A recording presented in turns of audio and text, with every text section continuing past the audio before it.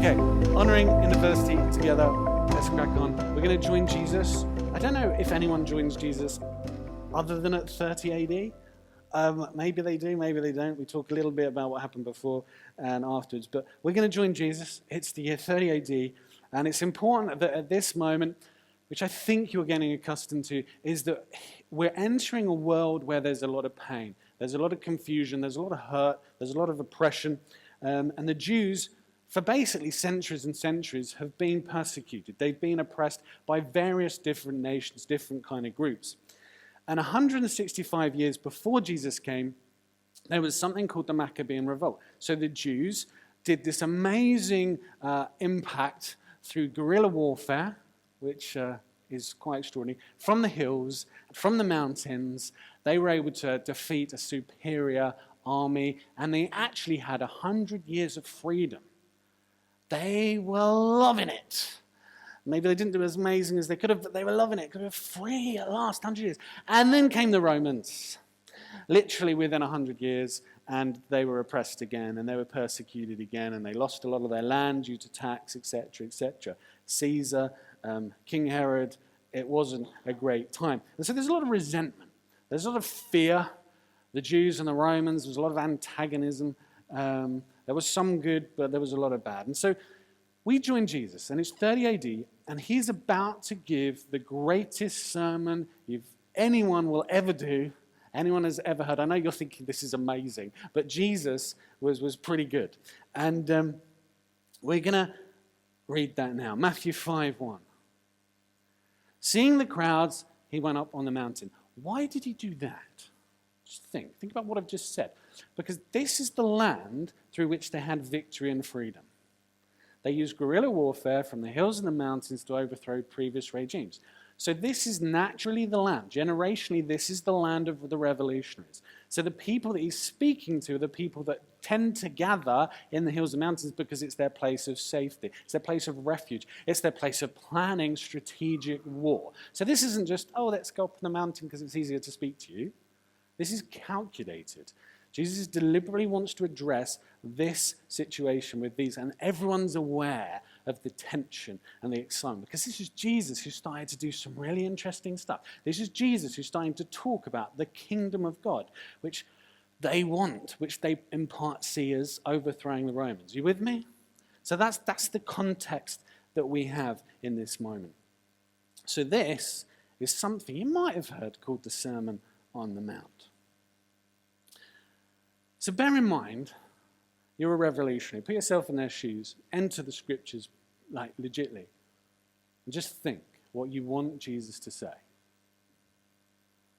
Freedom time, victory, strategy. Where are the swords? And then he says this. He opened his mouth and taught them, saying, Blessed are the poor in spirit, for theirs is the kingdom of heaven. Blessed are the peacemakers, for they shall be called sons of God. Are you kidding me? What is this guy on about? Put yourself in their shoes. No, this is the time to fight. What on earth are you doing talking about peacemaking? This is ridiculous. This is not what we want to hear. We want freedom. When are we going to smash those flipping Romans like Asterix and Obelix? That's what we want to know. Where's the magic potion? No one else watched that? Just me? I like it. It's a hard crowd. Need to educate your culturalness. So there's huge disgruntlement as soon as Jesus starts uttering this concept. Peacemaking. You've got to be kidding. This is not what they were interested in. However, the language Jesus is using is incredibly revolutionary. The issue they had is it's non-violent. Doesn't mean it's not about revolution. See, when we use the term peace today, we automatically kind of put ourselves in, we'll get the music on and candles and incense and we'll be nice and calm. So peace is about calm to us, okay? But back then, it's a little different. It's not about an internal state of well-being, and that's a good thing. We want that for everybody. But the peacemaking that Jesus is actually referring to in this word, it's the term, and my pronunciation is useless, Glenn would have a field day, but erenopius. And essentially, it means to restore people, groups, or wait for it, nations. It's a restorative peace. It's a really interesting phrase. You see, Jesus is trying to get across a whole new concept, but in the sense that the revolutionary aspects that they want can still be achieved, but it's going to look different. And so he's not saying, I want you to just be passive and just let God do stuff. But he's also not saying, please take up your swords and I want you to kill everybody. He's doing something different. See, he's saying that peacemaking isn't passive. He's saying peacemaking actually isn't avoiding conflict. It's getting stuck in there and dealing with the difficulty and facing it and actually making a difference. That's the kind of peacemaking he's talking about. He's actually talking about being active participants in the restoration of all things. That's his kingdom. The restoration of everything. So he's talking about confronting the Romans. He's talking about confronting oppressive systems. He's talking about shalom, ultimately, creating wholeness in everything, which is a revolution in itself, but it's just not the way that they were expecting. And I was looking at this, I was thinking, blessed are the peacemakers, for they shall be called sons of God. Well, why would they be called sons of God if they were peacemakers? Well, because actually, we reflect our Father in many ways. Jesus did what he saw his Father doing and did what he heard his Father saying. So there's an element, actually, when we do that, that's when we are his children. It's not just, thank you, Jesus, we appreciate everything you've done, and now we're the child. Actually, it's because of what we do. You could argue, actually, when it talks about faith in the New Testament, actually, it's quite often the word pistis, which is the word loyalty. It's about doing what your Father tells you to do as much as anything else, which again brings a whole new area to this. So I think they're being referred to as sons of God when they're being peacemaking, because that's what God does. He restores. He doesn't ignore. He's not silent. I mean, one of the things that I teach constantly to leadership is I'm like, look, if there's a problem or an issue, please, when they're talking to you, don't just nod. Engage. Because when someone's saying something that's negative or a problem or, not good, in any area of your life, okay, what happens is, quite often we go, even if we don't agree. They go away thinking you agree with them. You have to address it. You have to deal with that. You can't be passive. You can't be silent. If there's injustice around you, you don't get to just sit there and say, well, I disagree with it. Well, you didn't voice that, so actually you did agree with it because you didn't do anything about it. That's not peacemaking, that's ignorance, actually. You enjoying this? We're clearly taught in the scriptures a whole other way of dealing with adversity.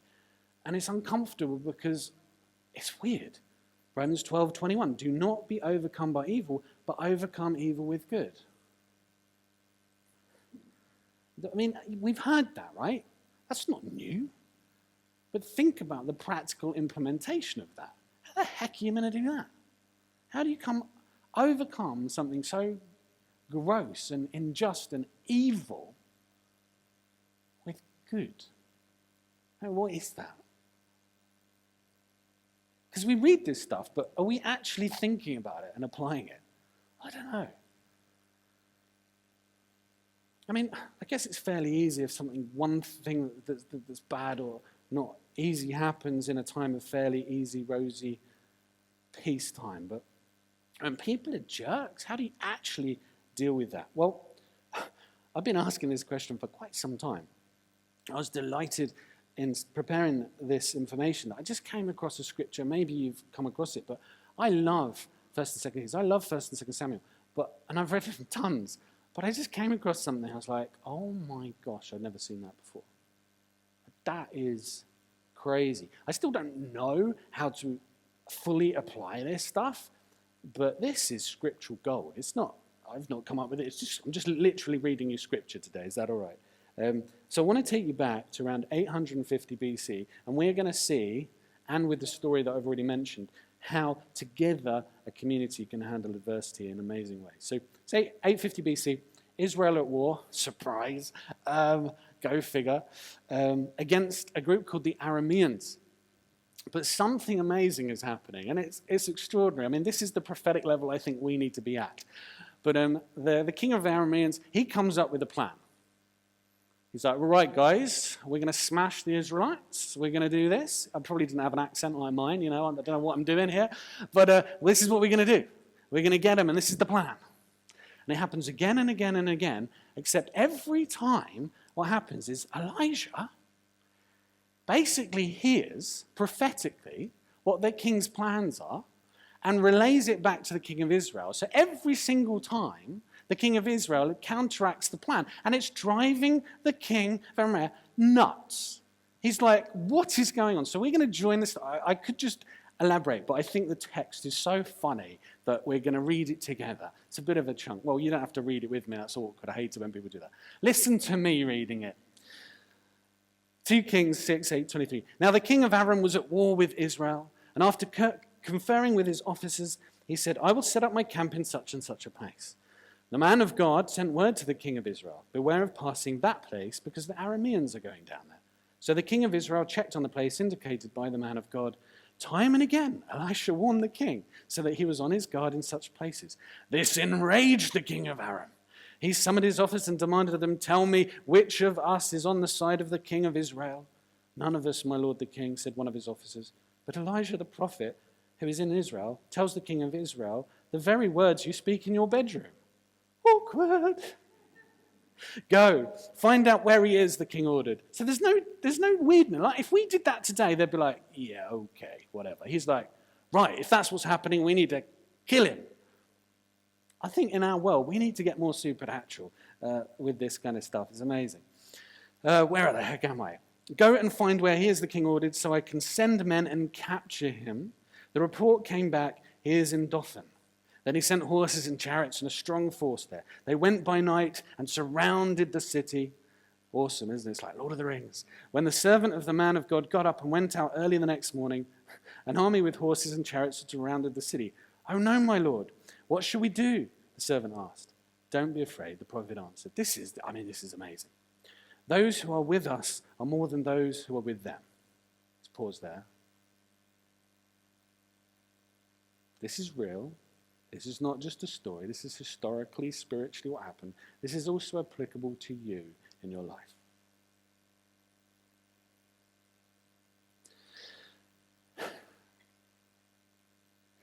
And Elisha prayed, open his eyes, Lord, so that he may see. Then the Lord opened the servant's eyes, and he looked and he saw the hills full of horses and chariots of fire all around Elijah. You've maybe heard of this. As the enemy came down toward him, Elijah prayed to the Lord. Now, this is a bit weird. I'm not going to go into the text of this, but I could do, but we haven't got all day. Strike this army with blindness. So he struck them with blindness as Elijah had asked. We're going to keep reading because this is nuts. Elisha told them, this is not the road and this is not the city. Follow me. And I will lead you to the man you're looking for. Because obviously you've just gone blind. You're obviously going to trust the first person you've met. I'll take you to the man you're looking for, which they probably hadn't even announced. How does he know they're looking for a particular man? And he led them to Samaria. And after they entered the city, Elijah said, Lord, open the eyes of these men so they can see. Then the Lord opened their eyes and they looked, and there they were inside Samaria. Why Samaria? Why is he taking them there? What is the genius thing to do if an enemy army is attacking you? Yeah, it's really helpful if you can just make them not be able to see, because you're less likely to get shot. Just putting it out there. But in this moment, Samaria was the capital of the northern kingdom of Israel. What's technically just happened is Elijah's gone, come with me. Come on. Just going to put you somewhere safe, surrounded by our army, and now you're in trouble. Their eyes are open. They suddenly go, oh, pants.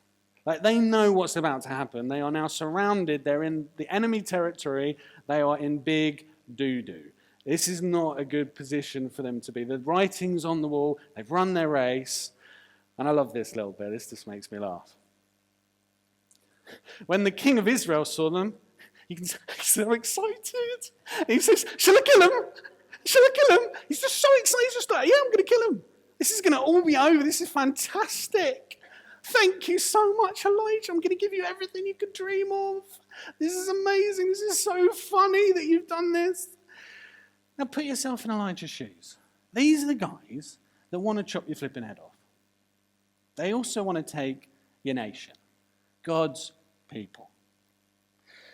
Now, Elijah's a very interesting character. He's got unbelievable, forgive the language, supernatural sight. Believable, unbelievable. He can mess with the elements, just like his mentor probably helped him to understand, which is beyond what we need to think of at the time. And so these guys are about to try and kill him. What should he do? And I'm thinking, well, this is the Old Testament, isn't it? It's full of the weird, the gory, the crazy. So I'm thinking maybe he'll send a fire to destroy them all. Make a scene. Maybe he'll do a big sinkhole and they'll get swallowed up. That would be pretty effective. Get a lot of glory from that. Amazing. And yet, verse 22, don't kill them. Okay, so I'm talking about peacemaking. So then I think, okay, well, what's going to happen is next, this is what's going to happen. He's probably going to capture them. Maybe he'll use them as some kind of ransom. That's good. Maybe there's political prisoners. I don't know. Something's going to happen, but they're not going to kill them. I'm thinking, this is a great message. This is a really helpful, this is an honorable thing. He's valuing the enemy's life. This will be great. I can give this. This is helpful. I'm learning. The people we're going to communicate this to, they're going to be learning. But Elijah does something that no one else would have thought of in a million years. I mean, I'm looking at this, and this morning is not practical. I just want to go, what? How do we do this? Like, I just don't understand. So this is what happens. Not the first thought you'd have if there are these guys in front of you really want to chop your head off. Set food and water before them so that they may eat and drink and then go back to their master. So I'm thinking, okay, it's interesting. So you're going to give them a bit of food, give them water, just make sure they're safe. That's very honorable. Great. Amazing. And then you're going to send them back to their master so they can just kill you. Weird. But it's even more bizarre than that. I still find this odd. So he prepared a great feast for them. And after they had finished eating and drinking, he sent them away and they returned to their master. I don't understand this when I read this. Like, you're in a war, they've come to kill you, and you can capture them, you can utilize them, you can take them hostage, but instead of showing them great hostility, you show them great hospitality? They put on a great feast for their enemies? That's weird, isn't it? Unless there's something else going on about honor in what's happening here. For me, this is true peacekeeping. For me, this is cutting through the narrative of war. Because when you eat together, when you serve people food, and when you give them a bit of wine, let's be honest, things chill out a little bit. There's something happening here that is less demonic separation and more godly reconciliation. There's something spiritually happening here in their heads. Think about this. You're an army, you're largely employed. It's not that you're that bothered about particular issues. You're doing it to kind of get a paycheck, right, in an army. And so they're going to chop this guy's head off. They're going to war. They're thinking about their own family. And then the group that you're there to kill puts on a great feast and then lets you go. Think about that. Think about what that does mentally, psychologically to them. They're suddenly going, quite like these guys. I don't think we would have done this.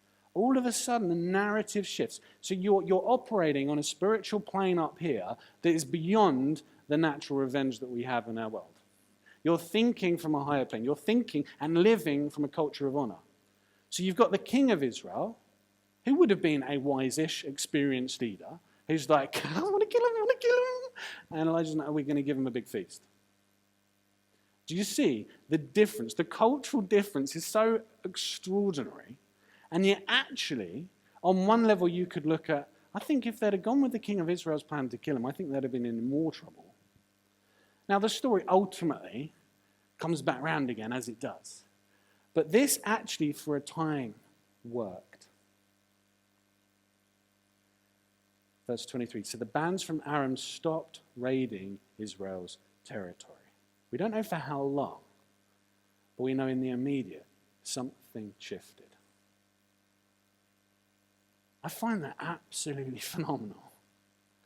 That challenges my concept when I'm dealing with conflict, when I'm dealing with issues, when I'm internally frustrated or feeling got at. I don't know if I'd make a meal for them. Obviously, boundaries, abuse, please be careful. This isn't what I'm saying, but there's something going on here. Now, you might think, well, this is the Old Testament. A lot of weird stuff happens in the Old Testament. Maybe it's not that applicable to the modern world. How can we achieve that? But actually, besides modern achievements from the likes of Mahatma Gandhi and Martin Luther King Jr., actually, there is one story I do want to go into. So if you are triggered by stuff happening to kids, I am going to mention that. So you feel free. I'm just going to take a glass of water and you can go and have a chill time. No one's going to judge you for that. We'll get triggered by different things.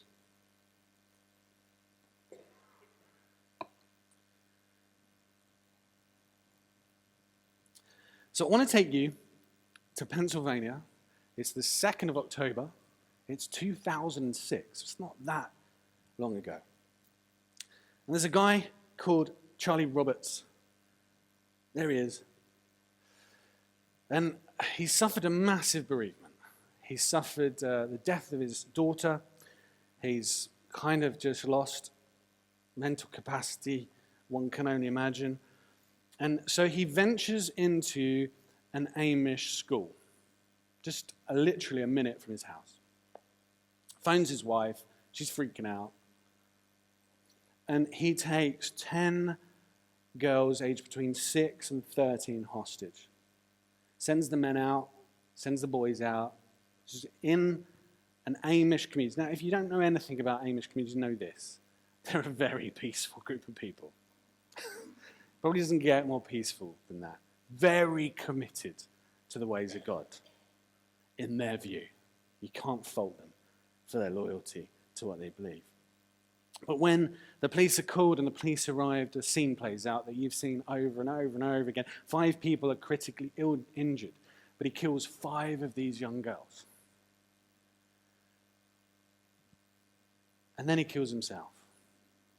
And you think, that's as evil as it gets, isn't it? Like, realistically, in terms of atrocity, that's bad. And it happened in a community called Nickel Mines. Some of you might remember this on the news. It was a big thing. So their peaceful way of life, tragically destroyed. I mean, think about the generational impact of a small community losing 5 of its young girls, for starters. It's not a big community anyway. They're insular anyway.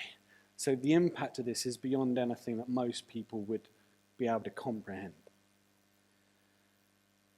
It probably doesn't get more adverse for a community than this. This is probably as big as you could deal with.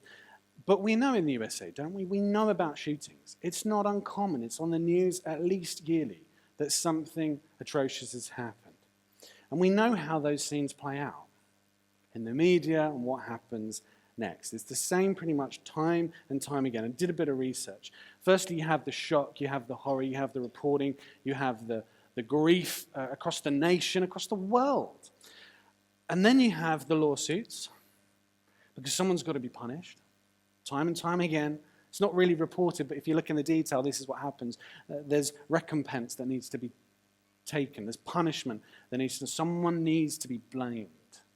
They need to hold someone responsible for this other than just the shooter, right? Because it's not good enough. And then you have the political maneuvering all the time.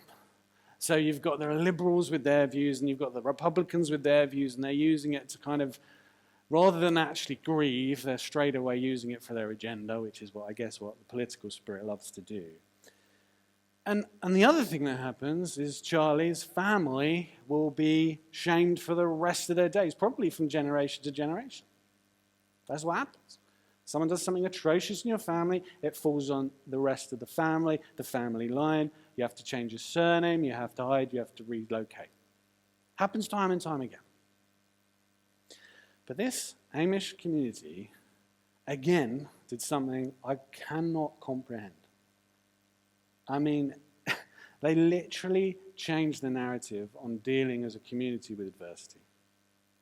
I think they had to have. They had to have taken the words of Jesus to be a peacemaker literally.